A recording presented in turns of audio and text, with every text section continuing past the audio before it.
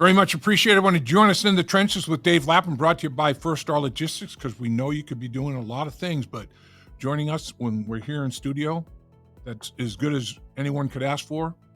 There's nothing better. And there's nothing better than the guest we have, Phil Simms. I thought, Bengals-Giants game, who better to talk to about the New York and Bengals perspective than Phil Simms, one of the greatest players in New York Giants history. We talk all about the Giants football game. We also talk about the upcoming game with the Cleveland Browns, and he's got some interesting comments about Deshaun Watson. Phil Simms, honest as the day is long. You're going to like it.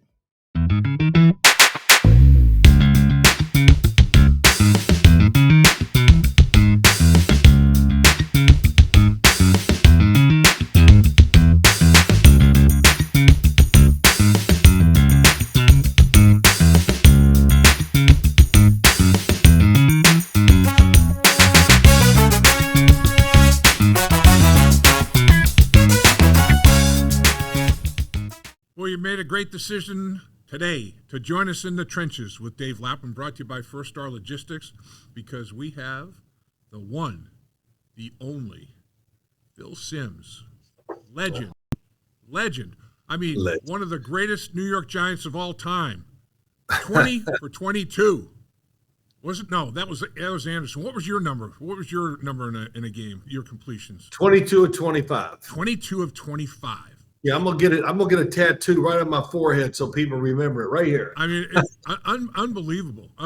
22. No, I'm shocked it hasn't been broken, and it's coming though, because as we see these offenses and some of these quarterbacks and some really creative, great systems in the NFL, someday somebody's gonna throw a perfect game in one of these big games. It's coming. Yeah. So, but yeah, I like holding on to it though. So late in every Super Bowl, I might root against you if you're close. So as I get older, I used to go, yeah, I don't care. But as I get older, I'm going, no, I'm rooting against you. If it gets late in the game, I need an incomplete. You know who almost broke it? Who had the chance to? Was Jimmy Garoppolo when they played Kansas City. He was 19 of 21. Wow. And I got to thank Chris Jones. He actually had a route that he could throw to either side. Never pick the side that Chris Jones is on. And Chris Jones knocked it down. The receiver was wide open. Nobody around him. So, yeah, well, whatever. Worked out. That's great. That's football. But, yeah, I mean, obviously your son Chris, we love him. He's a tremendous communicator and of the game of football. The Simms family, I mean, you work with your son. Chris is in the business. I mean, it's unbelievable. It's the first family of football, man. You guys are unreal. Well, we like what we do. I don't like it. I love what I do. I mean, I wake up I know you do too. I wake up every Monday morning, and I can't wait to start finding out what the hell went on this past weekend. And I just said to you before we came on, the Bengals and the Giants played Sunday night. And it seems like a month ago because I've done so much. I mean, I had to look at notes that I made from the game going, damn, okay, I forgot what I wrote down. That was yesterday morning when I was writing it all down. So it just goes quick. Well, you're a busy guy, man. Everybody wants some of Phil Simms and No, don't. Listen, there's one thing. I never say it enough. I hate compliments. Hate them.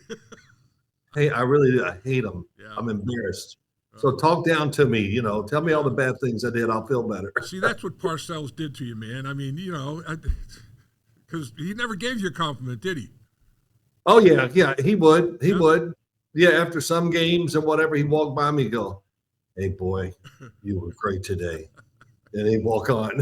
So he did it in private. He didn't want anybody to know he had a soft side every once in a while. There you go. Because I always tell you these things, Dave, and I know I've said this before. One day, somebody wrote, we gave great effort in the game. And he comes in, and right away he goes on a tirade, he goes, I have to commend you guys for giving great effort. Can I take that for granted? And, so, yeah, of course, he should take that for granted. We won't talk about last night's game, but damn, can coaches get in front of their team and just go, what the hell are we doing? I mean, these penalties and everything else and the pushing and everything, it's ridiculous. Yeah. It was unbelievable. Yeah. They would, this morning, everybody's talking about the refs. Oh, they call hey, the players. Who's going to hold them accountable? It was unbelievable watching the game. And I know Buffalo, that Sean McDermott has a great feel for the team, but the Jets, just so many things that you just got to go, you scratch your head, whatever you want to say. Just out of control. And you know what? You know it. You got to put the blame, the players, but the coach. You got to pay a price for doing these things. So I hear you. Watch the game. So let's talk about the Giants Bengals game a little bit. How about that game? Yeah, I'll tell you. I'm not saying that it's the Lawrence Taylor or Strahan defense, but that New York Giants defense, that front man, watch him on tape, and I'm like, hey, that's impressive. But you know how it is. You see him in person, it's like, oh my gosh, man. Yeah, they got some good looking dudes now. These guys are legit, too. Yeah. Sexy Dexy boy. That guy he's something else, man. Dexter Lawrence is he's a problem. He really is. Oh, yeah, he is. And it's amazing. He's getting the adulation, I guess you would say, for what he deserves, what he's been. And now that he's got some pass rushers, Azeez Ojulari for the Giants, number 51, comes in because Thibodeau, their first round pick from a couple years ago, was out. Right. And he was fantastic. Brian Burns has been really, really good. But Dexter Lawrence really is the tone setter and everything. And I heard the Bengals, somebody, maybe one of the coaches before the game, just say, we're going to double team him every damn play. And I understand why. But before the game, I did a lot of stuff talking about it. And I said, well, can the Giants find a way to score somewhere between 25 and 30? Because I think that at least that to give them a chance to win. I never thought the game was going to turn into what it did. Yeah. It was a little bit of chess and some really good defensive play by both teams. I agree. It was 7-0 at the half, and I'm like, wow. Right. It's the Bengals, they win the coin toss and say, we'll take the football. So I'm thinking, okay, well, they want to get off to that fast start, put a little pressure on the Giants, because more than once this year, they've said we decline. We'll take the second half. They've scored a touchdown at the end of the first half, scored a touchdown in the first possession of the second half. That's been a factor, keeping them in football games. And I thought, okay, well, going away from that, and it worked. I mean, Burrow goes in that 47-yard jaunt, and they get a touchdown, but that was it for the entire half. I mean, neither offense did a darn thing after that. It was amazing. It was amazing. Yeah, and I'm not going to blame the offenses. I just think the defenses on both teams, and listen, I said this to Matt yesterday, my son, we were talking about the game, and I just said, gosh, I got to be honest. I don't ever remember seeing Joe Burrow not scattered, but a little very conscious of what was going on and knew it was different. He didn't slide around, make as many plays as you usually see. And you could tell he was giving great respect to the Giant defense. And I thought the game was, kind of thrilling in its own way too. Defensive struggles like that, I kind of like them because we know it's just one play away from somebody winning the game. And I think it makes everybody tight in these really tough, low-scoring games. Yeah. And it makes coaches' decisions really more difficult. I've always thought that. But I want to ask you some questions too. Okay. But the Bengals defense, I mean, they looked like they had a track team in the secondary. They all look so fast to me, and I know a couple of them really are. But just up front, Sheldon Rankins and B.J. Hill, they just released everything, it seemed like, for the defense. Give me a little thought and teach me about that Bengals defense and what I saw. You're right on the money as usual with what you saw. You got football eyes, man. You got a football brain, no question, as good as anybody that I've ever met. But it's that they were giving up almost 30 points a game coming in. Oh, it was unbelievable. I mean, yeah, they were just it was a track meet, and the Bengals lost high scoring football games at the very end of the game against good teams. Baltimore, Kansas City. It's walk off field goals to send them home. Right. And the offense is a machine, but defensively, Mike Hilton called a team meeting, players only, defensively, and he said, "Look, we're going to start holding up our end of the bargain," and they responded. And the biggest thing, Phil, is that, like you talked about, they got some guys back. this is the first game all year long where they had all 4 of their defensive tackles that they hoped to start the season with. They could go on a rotation.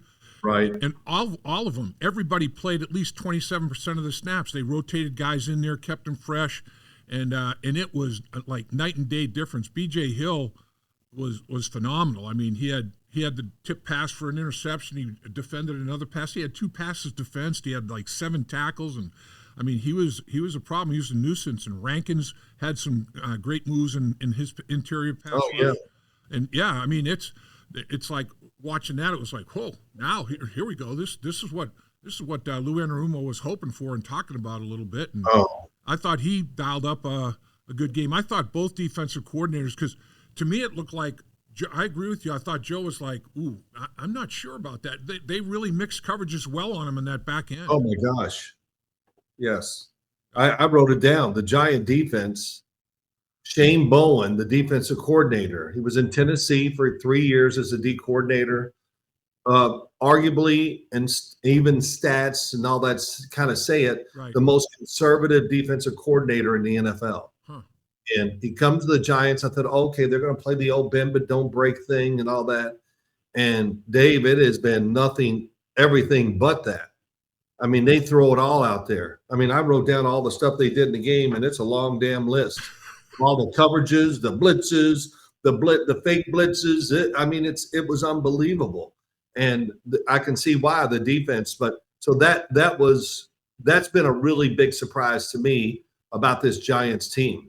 I'll get into their offense later, but give the other side, the Bengals defense. Yeah. B.J. Hill, I guess he's still mad as hell about being traded from the Giants. I don't know, but damn. I asked him after the game, Phil. I said, this game looked like it was important to you. I mean, you started your career here as a 3rd-round pick in 2018. He goes, man, he goes, I had to control my emotions. Yeah, this was really important to me. He goes, and he said, really? I thank the Giants. They did a lot for me. They got me started. They believed in me, and I'm like, yeah, but they traded you, bro. And I'll tell you, for Billy Price, one of the greatest trades in Cincinnati Bengal team history, man. That trade's going down in the record books. It really is. Well, I think but the Giants gave up a 7th-round pick for him. I think, is that right? I think you're right. I mean, and Billy Price was a 1st-round pick, if I remember. He was. Yep, he was. Yeah. Wow. Well, the other side, you talked about it, the defense, what they did.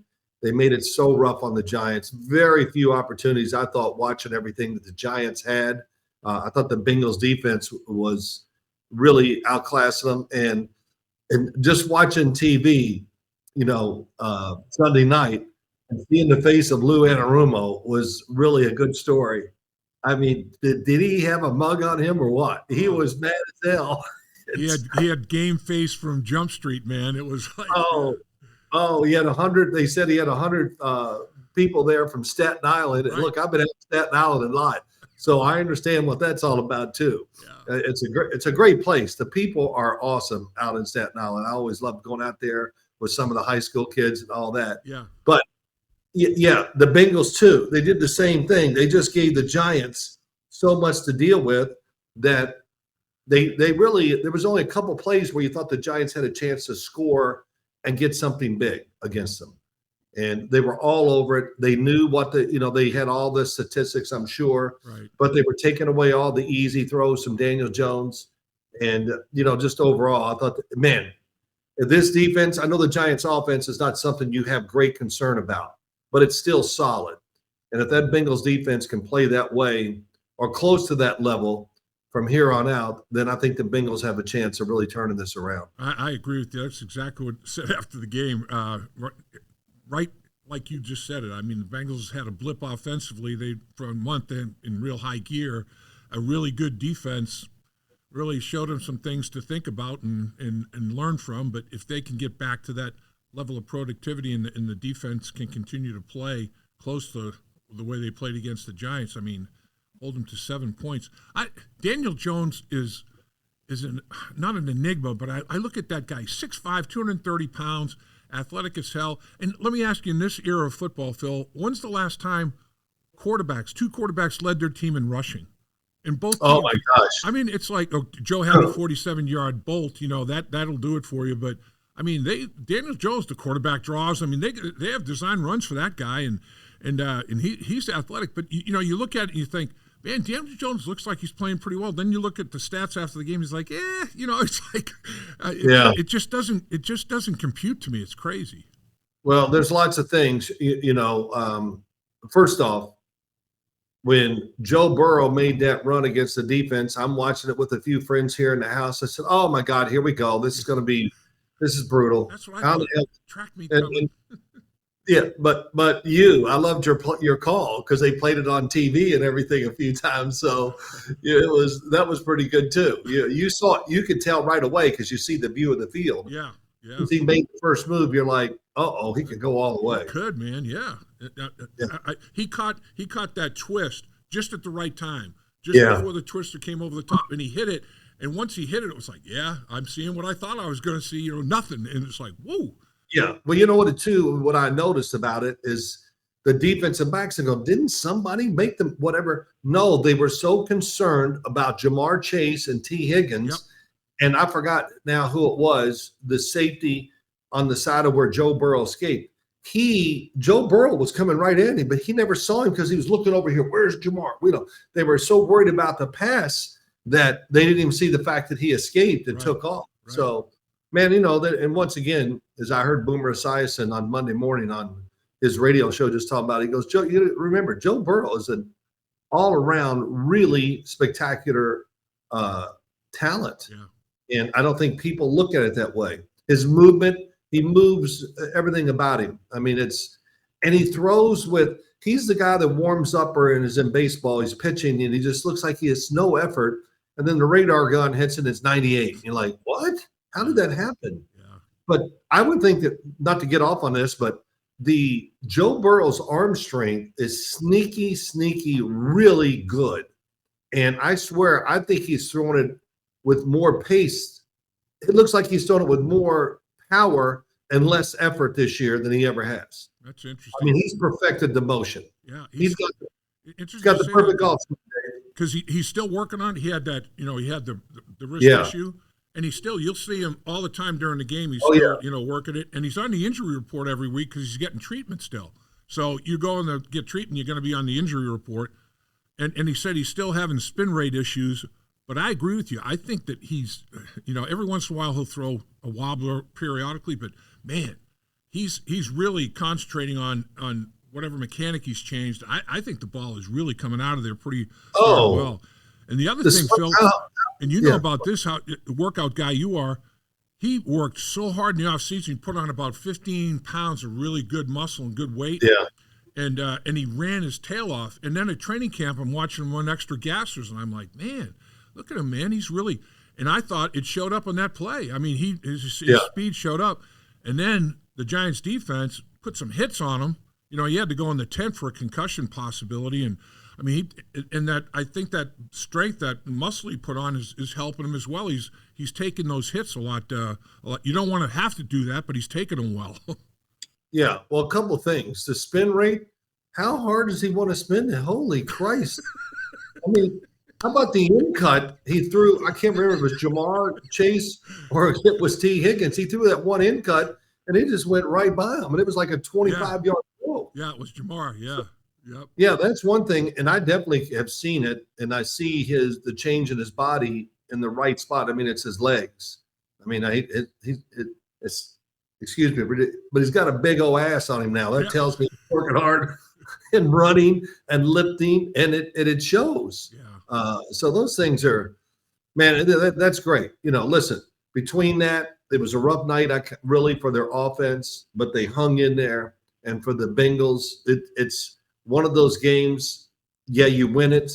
I want to go back to Daniel Jones. He had a few chances to make plays, didn't do it. Right. They missed what the Giants missed. They missed a field goal. Well, they missed 2 field goals? Yes. Yeah, I think they did. You're right. Now it seems long. Yeah. That and the Bengals on defense just did so much that the Giants never really got into the groove of what they were going to do.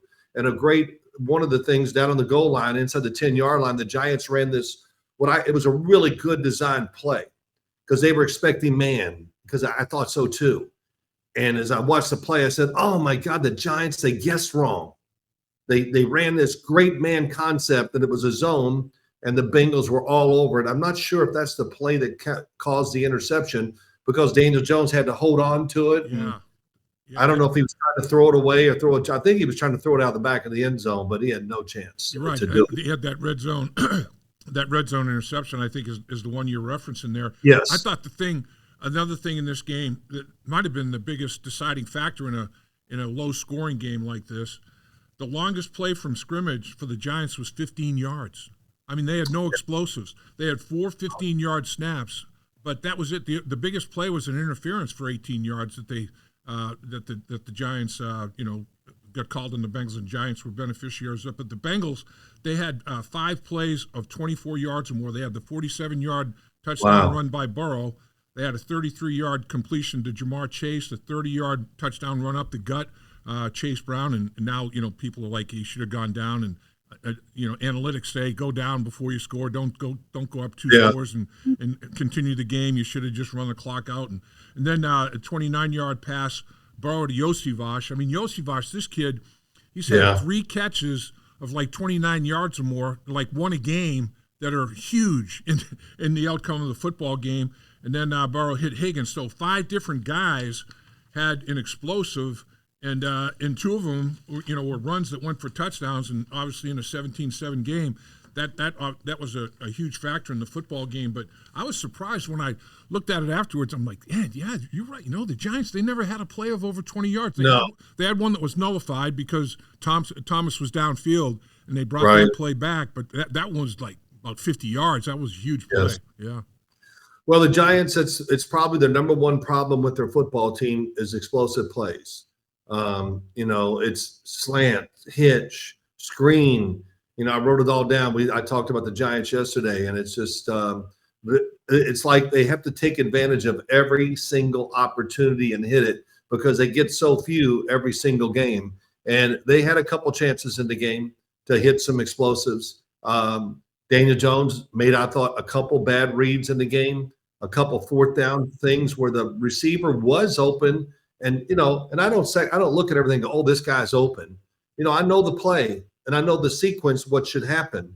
And the first read was there for the first down, and he didn't do it because he preconceived it. And I'm sure for many reasons, worried about him getting open, pressure on the quarterback, all those things. And sometimes you do that as a quarterback. But, yeah, so it up here, when you don't hit those big plays or whatever you think they're there, it's magnified. Yeah. Because we know that it might not happen again. And I thought it was a shaky offensive game by the Giants. And I give all credit to the Cincy defense because the game was totally different than I ever expected it to be. Yeah. Watching Sunday night. But the Giants, when they got to find ways to get some big plays because you can't win in the NFL thinking you're going to have these perfect drives. And so that's part of it. I'm sorry. No, it's okay. Brian Daboll, he's aggressive now. 5 times he goes for it on 4th down. He makes 3 of them, but the 2 that he doesn't make, come back to hurt a little bit. And it's like two more takeaways. Both teams had a turnover, even in that department. But the 2 4th down stops, in my mind, are like turnovers. And coming in, the Bengals defense had given up 7 out of 8 4th down conversions. So I'm sure Daboll's looking at that and saying, man, and is he aggressive by nature anyway? And I thought he felt like his offensive line on 4th and 1 or whatever was good enough to take care of business. I think what's happened, I think he's been a good judge of the football team and knowing that they need to take these chances because he realizes that he's trying to dial up plays to get, for big yardage. It's not happening on a consistent basis. I think he has no choice, but he's got to be aggressive when he sees the opportunity. And especially like he did, I really didn't have I wasn't sitting looking at TV. Oh no, punt the ball. Yeah. No, I kind of thought, and he tried to dial up some good plays. And one of them that, like I said, the guy was wide open, but I think the Giants are in that window and they got to get Malik Neighbors back out there again. I think he's going to play this week, but when he's not out there, there's no real big threat.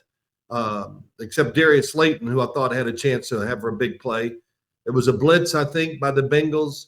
Slayton was in the slot. He made a double move in the middle of the field. I thought, okay, I forgot who was trying to cover him, but that was a great opportunity for the Giants. And Daniel Jones never looked at him because, again, goes back to what we started everything with. B.J. Hill, Sheldon Rankins, and that guy Hendrickson on the outside. Yep. What a pain in the butt he is. Yep. I mean, that was kind of fun to watch. You must have liked that. Andrew Thomas and him, most of the game, they went one-on-one out there, and it was a great battle. Hendrickson, I would say, won because he impacted the game more than I think Andrew Thomas did. Andrew Thomas is really good left tackle for the Giants, but that was a good matchup to watch. You look at it. You bring up a great point again. Is the overall pass quarterback's worst nightmare is you got edge guys coming like crazy, but then you have an interior pass rush. Just like, where the hell am I going to go? I can't climb the pocket. These guys on the edge are athletes, man. I try to avoid and get out, get outside. It's like, now you have to try to step up, and now they're coming in your face. You can't see. It's like that's a nightmare when you have that guys in their rush lanes doing their thing, and then they start twisting and everything else. That's got to be a nightmare for a quarterback. Well, it is for a quarterback, and it does change your perception and maybe changes your thought process. And there comes a time somewhere, maybe early in the game or know it before the game. And I doubt if Daniel Jones thought it was going to be as tight as it was. In other words, the pressure. And because listen, I don't know what you were saying on the radio and everything like that, but damn, that was a different defense that the Giants saw. Absolutely. And it had to catch them a little by surprise. But as a quarterback, you got to sooner or later just go, by God, I'm going to take a beating, but I got to play. In other words, you got to hang in there, and you got to change your arm angle. Sometimes you throw it where you don't want to, or you're moving, and you just got to take the beating, and you got to be tougher than the defense is. And that's sometimes to make that change when you're not expecting it is a big deal. As a quarterback, a lot of times I think going into the game, it's going to be rough. By haircut, we got to be ready. It's just going to be. You just got to sit there and go, this is just about being tough and hanging in there. And that's what you were. And that's why. Well, I don't know about that, but I think Daniel Jones. All your teammates, your offensive linemen, they talk about you. They worship you, man. All your former teammates in the offensive line and watching you. I remember, watching your games. I'm like, this guy is just tough as nails, man. That was your mindset. I know it was, wasn't it? Well, I was taught that way my whole life. My high school coach, my college coach, it was just stand in there. That's all they talked about. And of course, Parcells, he goes, Sims, when you get cabin fever, it's over. He goes, once you start getting if you can't handle that pocket. But he was really big into that and understood it and wanted that. I don't know. So that's the way I was taught. And, my offensive linemen, I don't know what to say about that. I yelled at them so much that it's amazing they didn't punch me during all the years. But yeah, but I think that's the kind of game it was. And I'm really interested in seeing the Bengals going forward. What's it going to be like? I don't even know who they got this week. I haven't looked at the schedule. Who they got this week? They got Cleveland. And you know what? I'm glad that they faced the defense they faced with the pressure packages and the mixing of coverages, because Jim Schwartz does that as well as anybody, man. Schwartzy is, he's bringing it. He's bringing it at the coin toss. They're going to have every blitz known to man. They're going to have false pressures. They're going to mix it up in the back end. And I think this was a good little dress rehearsal, a precursor to what they're going to see up there in Cleveland. Yeah. And they haven't won in Cleveland since 2017. My God! Joe Burrow's 1-5 against the Browns. I mean, that's been his his bump in the road. It's Jim Schwartz, and of course Myles Garrett is and Owusu Koromora is he's just a freak. Yep. And so you talk about Jim Schwartz, he's on the sideline. Dave, here you go. And you just go, well, he's not the head coach. He just will dial up whatever he wants because it's, it's freedom. Man. He's over there. Yeah, what the hell? Let's send everybody this play. Doesn't matter.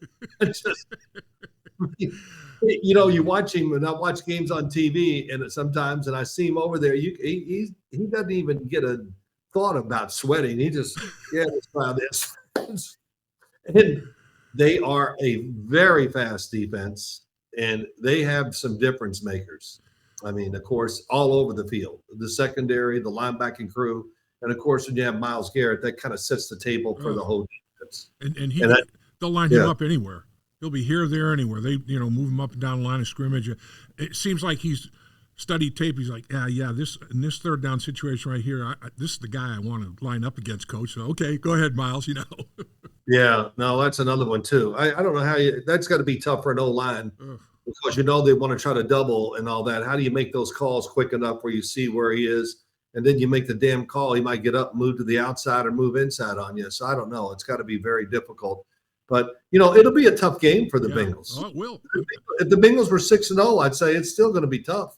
It's a rivalry, and when you have a defense that really has a chance to be all in one by the Cleveland Browns, they alone can win the game. I think in the back end, there's good a group as there is in the league, and Denzel Ward is the star. But I mean, every single spot back there, they got a high caliber player on that back end. I mean, that roster from top to bottom is pretty darn good. But Watson at quarterback, man, that's the big question. Everybody's like, they're paying him all that money. The coaches don't really want to play him, but the owner management saying, we're playing him. They're converting like 15 or 17% on third down. It's ridiculous. I mean, it's crazy.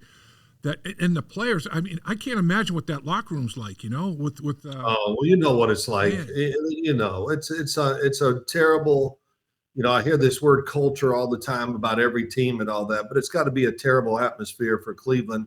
And the players know it. Of course they do. They know just watching the film every single week. And Deshaun Watson, he's probably sitting there going, well, okay, I got the Bengals coming. Their defense is really struggling. Then he's going to watch the film and the Giants go, oh, Christ, here we go again. I mean, that's what it really is going to be that. And it's such if you get to him early, he just freelances so much. I've never seen a quarterback, they always say there's times you got to give up on the play, right? He never gives up on any play. And I mean, maybe I'm over-exaggerating it a little bit, but not much. I just go, God, just get rid of the ball. Yeah. Got to scramble, try to straight arm this guy. I'm going to do this. And then he takes these big hits. Boy, he takes a lot of big hits. Does he? And I think, do you think he's confused as he looks? I mean, I agree with you. I think he's not going to give up on it. But in the early stages of a play, it's like, man, he's like, I'm just not sure he knows what he's seeing. What do you think? Oh, of course he is. I mean, his life is in turmoil. How can you go during the week and at night and everything deal with all this stuff that he's dealing with? I mean, I just can't imagine that. And it shows in his play. And the biggest thing, Dave, he's not the athlete that he was years ago. He's gotten bigger. He's definitely slower. I will say this, he is tough, but his arm doesn't look the same. It just doesn't have the pop. It looks like he's the guy that has to put everything he's got into every throw to throw it 80 miles an hour as a baseball pitcher. And, you can't survive that way. When you put a lot of effort, and this big effort as a thrower into the football, you're going to lose accuracy too. And it's all going against him. I mean, I don't know. Cleveland, the owner, the coach, do him a favor. Sit him down for a couple of weeks. I really mean that. And I don't say this being a guy that does this, but sit him down. He needs a break. Let him come to the facility and just relax. Don't even throw. Just sit there, Deshaun, and watch what's going on and decompress. I don't know what you tell him, but it's a tough situation to be in. He put himself into it. So he's got to find a way to deal with it and get out of it. I don't know. But the team needs to help him too. Yeah. And I've been hearing it from everybody every week for the last 4 or 5 weeks. They got to give it to somebody else, at least for a couple games, to let this thing settle down. But it looks like they won't ever do that either. So yeah, they've already gone on record, I guess, saying that he's gonna be the starter in this football game. I thought they would go to Jameis Winston. I really did. I thought, man, you got to. I mean, at some point here, One in five right now. It's like you got to. And Jameis Winston, for whatever, he's never seen a receiver that's not open, so that's one thing. I mean, but it would just take some tension off the football team. He does have a tremendous personality. I do love his personality of being a quarterback. Sometimes it goes a little overboard, but I can just hear him in a huddle, some of the things he might say before he calls the play. And, players like that. Yeah. And of course, he doesn't lack confidence, and it shows in his play because, like I said, he'll throw it. If there's the windows 1 inch open, well, I can get it in there. Don't worry. So, it's a tough spot, but this will be a tough game for the Bengals. Oh, yeah. It'll be, and the quicker, if the Bengals can get out, whatever, that deflates the Cleveland Browns. They don't need much to deflate them. Just make a few plays, get up by 10-0, and they're like, oh, here we go again, and let's get it over with. I really believe that's kind of the situation they're in. I watch a lot of Cleveland Brown film, because everybody wants sometimes to talk about Deshaun, and it's every bit of the record, okay? Mm. They deserve the record. They earned it, and Deshaun has really played a lot of bad football. It's crazy because I look at the interior of that offensive line. I really love both guards. I mean, they play at a high level. I love the left tackle. The centers, they're nicked up. They're down to their third center, but I mean, they've got talent there. Nick Chubb of course he is. Nick Chubb's going to be back to run the football against the Bengals supposedly, but you wonder how effective, he might be first game back with just, a few practices under his belt. But I look at that team and the talent level on that team, and it's like, man, what a crying shame. And it all points right to one place. The quarterback is responsible. It really is. It's crazy. Yeah, Cleveland's offensive line has been beat up. It's amazing. It's about a 2-year deal now. They've been going on a couple of years. It's just they can't keep players healthy there, whatever. But, this is going to be a great test for the Bengals. And if they go out and they don't have to look pretty winning the game. It's hard to look pretty against Cleveland's defense. Yep. But find a way to win and kind of control the game and keep the doubt in the other team's mind. And I played in many games like this, and boy, once you get to a certain point, you just go, oh, well, it's over. Now we can just kind of just do our thing and run this clock out, and you can feel it. You know that. You played on many teams that did that. So that'll be interesting to see how the Bengals react. And they got to look at the film from the Giant game and go, damn, we were pretty good. And it was good for Joe Burrow and that offense to struggle too. It's always kind of because it's sharp. It puts you back in the, hell, we got to get this thing going again. What the hell? When you think you got it, you don't got it. I mean, it can fade fast. So you always got to be on edge. You got to prepare that way. And, of course, I know they do.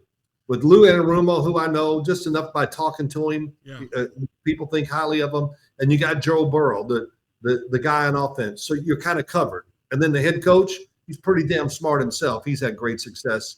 So if the Bengals are going on a run, it's not a super must game, but it's a must game. You got to win it. I hear you. Yeah. I mean, they haven't won a division. They're 2-0 in the NFC. They should petition to join the NFC. They're 2-0. They have not won a home game. They're 0-3. They've not won a conference game. They're 0-4. They're 0-1 in the division. I mean, it's ridiculous. They got to get a division win and get all that started, and it's mind-boggling. But you look at it, and let me get you out of here on this, and do appreciate you giving all the time that you've given us. This football team, when you look at it, the level that Joe Burrow was playing at for that month's time frame, I mean, it was unbelievable. Just amazing. He was playing almost he said, I got to play perfect because the defense is struggling. He was almost to perfection for a month, and they still couldn't finish football games. And you're a great quarterback, man. You're a Hall of Fame guy, and you're unbelievable. You can't waste a performance by your quarterback of that caliber. Right. I mean, you're just every team in the NFL. If we had a quarterback, man, if only we had a quarterback. The Bengals have a quarterback. You can't waste Joe Burrow years. You can't waste them, right? No, you can't. And they're in a good situation like right now. I look at the team, and I really and I did this, of course, all day yesterday because we talked so much about the Giants up here in our podcast and all that. But I see there's really they got it all. They really do. They have everything. The O-line's solid. The defensive line and the defense, they got to be the biggest part of winning games too. And I think they will be. And as I watch some of the tape leading up to the Giant game, I just go, man, the Bengals they're letting people get by them deep down the field. And I know the number one thing is don't get beat deep. That's all a lot of coaches talk about, because make them have to make 5 plays instead of 1 or 2. Yep. But the other thing is not winning at home. Dave, I think the Bengals, Joe Burrow, just the team, I think they like being on the road. You know what I mean? They yell at us a little more. Well, you know that as an ex-player. Yeah. There's nothing like walking into a stadium where you really know those fans hate you. Yeah. It just makes it better. It is awesome. The juices start flowing, man. They start. Yeah. Flowing. Oh, yeah. You hate us. Yeah, you should hate us because we'll whoop your ass today. I mean, it really is the best. I tell you all these stories, but I had so many players tell me their favorite stadium to play in was Giant Stadium. And I went, why? And they go, man, it's like the Coliseum. The fans, it's straight up, and the fans are and truly the fans are like 10 feet away from you. Yeah. Oh, yeah. The things they say to you, man, it's great. I go, oh, wow, good. Our Giant fans got some good language, huh? Yeah. They go, oh, do they ever? These New Yorkers, that's what they always say. New York, New Jersey, same thing. There's an attitude to everybody up here, which is really cool. Yeah. It's like, I've never heard it said that way before. That's a different way to say it. Oh, yeah. As I've told you this, the Washington at the time, Redskins, they hated us. And, we had a rivalry, whatever. And of course, Eagles. But we were getting ready to walk out of the dugout. Bill Parcells is next to me. I'm sure I said, and just before we were going to go in the dugout to walk out on the field, Parcells stops and he looks at me and goes, Sims, they hate us so much here, they love us. And I just went, for some reason, I go, yeah, I got you. Yeah, I think you're right. As soon as they saw our shadow. And what was great, nobody said a word to me. Parcells, you big. And I remember going, hell, I'm going to walk out with him a little more often. Oh, man, that's classic. He took they were killing him. Wow. And it was funny, too. It was very creative and funny. I know. Sometimes it's like you got to tip your cap. It's like, man, I would have never thought of that. I never would have thought of putting it that way, man. That's pretty clever. Oh, it's great, though. It's great. And, I think the Bengals got a lot of stars. And, when y'all travel, I'm sure the venom comes out because they get a lot of publicity. Joe Burrow, the receivers, everything about the team. Yeah, it's kind of a national team now, and so it's pretty cool and it's fun, and can't wait to see how they play, Dave. I tell you, for you, this is turn it on time. I think they kind of settled into everything. They got a win against the Giants when it all didn't go perfectly for them. Right. It was a little rough, and you got nothing like getting roughed up every once in a while too. Yep. So it'll be a check, right? Reality check is nothing wrong with that every once in a while. Absolutely, yes. Somebody's got to sit you back down, and usually it's the coach. Just says a couple things, whatever. I won't even get into all those things. Hey, can you imagine? Just think of not the meanest, but just the tough coaches. If they were coaching that game last night. Oh my gosh. I got to tell you, I'm really mean this. It was borderline disgusting. Wasn't it? I mean, come on. Because it was not a good look. But it was them. I mean, what you think? They weren't going to call this? You grabbed him 7 times. And it was incredible. Yeah. And everybody, we got to hold each other accountable. Well, I want to see that meeting by either team. By the Bills and the Jets, what the hell is said today to those teams? Oh, good job, guys. You really put great effort into. I can't imagine that. Yeah. There were so many bad penalties. And then what really gets me, the ones where you get upset and you punch the guy or push him or fall on him. I mean, come on. Of course they're going to see it and call it. So yeah, I mean, that was really bad. Poise, composure, discipline, all those are must, man. If they're must, Yeah. Phil, all right, man. You are the best. I mean that from the bottom of my heart, man. Phil Simms. I appreciate it. Always good to be with you and talk with you. And if there's a big, I like it when the ESPN does the radio call for you with the Joe Burrow. You got that bird's eye view. You saw it right away. Yeah, you can go on. Come on, Joe. Score, man. Come on, score, Joe. I thought, man, you got that angle. No, he doesn't have that angle. Score. Let's go. It's great. It must be great. You know, it must be great to cover the home team and you can just act the way you really want for the home team. Yeah. You don't have to be, I don't want to root for anybody. No, you guys root for one damn team, and that's it. That's it, which is great. So enjoy yourself. I think the Bengals are in for a pretty good run here. And I still don't think Lou Anarumo is going to smile for about the next 4 or 5 weeks, but we'll see. I'll tell you, he may turn the corners of his mouth up, having all the defensive linemen back. They deactivated 3 defensive linemen that were taking all the snaps because of injury. Yeah.